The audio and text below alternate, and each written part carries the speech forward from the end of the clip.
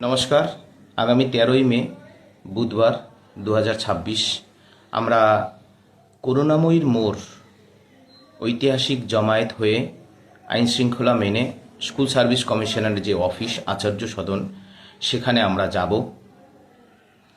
ইতিমধ্যেই যে এসএসসি 2016 সালের শিক্ষক শিক্ষিকা যারা পরীক্ষায় অংশগ্রহণ করেছিলেন তাদের সমস্ত ওএমআরের স্ক্যান কপি এসএসসির অফিসিয়াল ওয়েবসাইটে প্রকাশিত হয়েছে।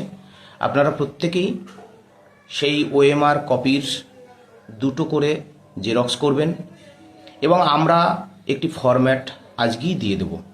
সেই ফরম্যাটটি আপনারা প্রিন্ট করবেন, নেসেসারি যে তথ্য লিপিবদ্ধ করবেন, নীল কালি দিয়ে আপনারা সিগনেচার করবেন। প্রত্যেকেই আসুন এবং মমতা বন্দ্যোপাধ্যায়ের যে দুর্নীতিগ্রস্ত সাম্রাজ্য, চাকরি চুরি দুর্নীতির ফলে ইতিমধ্যেই যারা শহীদ হয়েছিলেন, শিক্ষাকর্মী উজ্জ্বল রায় সহ শিক্ষক সুবল সোরেন, যোগ্য শিক্ষক সন্তোষ দা, প্রশান্ত দা সহ তাদের পরিবার পরিজনদের আসার জন্য অনুরোধ জানাচ্ছি। আমরা পরিবর্তনের সরকার, জনগণের সরকারের কাছে সামাজিক যোগাযোগ মাধ্যমে বা পরবর্তী সময়ে রাজ্যের মাননীয় উচ্চশিক্ষামন্ত্রী এবং আমাদের সকলের প্রিয় জনগণের প্রিয় মুখ্যমন্ত্রী মাননীয় শুভেন্দু অধিকারী মহাশয়কে আমাদের ন্যায্য দাবি আবদার তুলে ধরব। তাদের পরিবার যাতে অন্তত একটা গ্রুপ ডির চাকরি পেতে পারে, দুবেলা দুমুঠো খেয়ে পড়ে বেঁচে থাকতে পারে, তার দাবিও আমরা জানাব। সুতরাং আগামী 13ই মে আপনারা করুণাময়ী আসুন।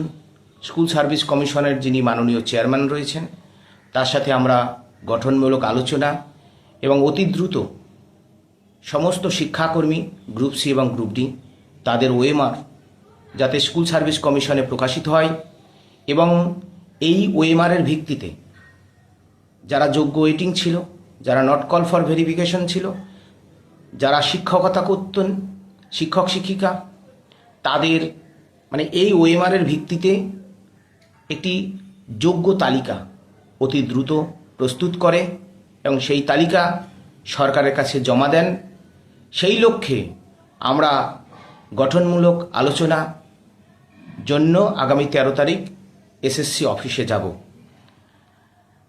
আপনাদের কাছে আমাদের বিশেষভাবে অনুরোধ, আমরা যে সময়টুকু দিয়ে রাস্তা দিয়ে যাব সেই সময়কালে কোনো বৃদ্ধ পথচারী, কোনো অন্তঃসত্ত্বা মায়ের গাড়ি, কোনো জনজীবন মানুষের যেন কোনো অসুবিধা না হয়। কারণ এই সরকার আমাদের, এই সরকার জনগণের। পুলিশ প্রশাসন আমাদের অভিভাবক। আমরা প্রশাসনকে 100% কথা দিতে পারি। এতদিনের যে আমাদের দীর্ঘপথের পূর্বতন রাজ্য সরকারের দুর্নীতির বিরুদ্ধে সংগঠিত লড়াই, সেই লড়াইয়ে একটা কীট পতঙ্গেরও কোনো ক্ষতি হয়নি। আগামী 13 তারিখও হবে না, আগামী দিনেও হবে না।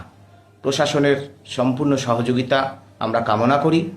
চাকরিহারাদের সমস্ত অংশের প্রতি আবেদন, ওএমআরের যে স্ক্যান কপি রয়েছে সেটা প্রিন্ট করবেন এবং যে ডকুমেন্টস আমি এক্ষুনি সমস্ত গ্রুপে পাঠাবো, আপনারাও বিভিন্ন গ্রুপে যে যেখানে আছেন কোনো ভেদাভেদ নয়, সবাই যে যার নিজের যোগ্য চাকরি বাঁচাতে চায়, সবাই চাকরি চায়, সবারই খিদে পায়, সবাই খেতে চায়।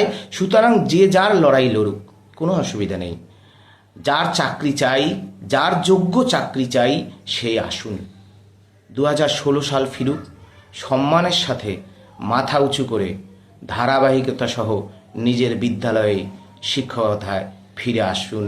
আমরা সবাই ফিরব এই আশা রাখি নতুন সরকারের প্রতি। সুপ্রিম কোর্টের রায় অনুযায়ী যে ফ্রেশ সিলেকশন হবার কথা ছিল সেই ফ্রেশ সিলেকশন হয়নি। অ্যাফোর্সের ডিক্লেয়ার পোস্টে ফ্রেশ সিলেকশন হয়নি।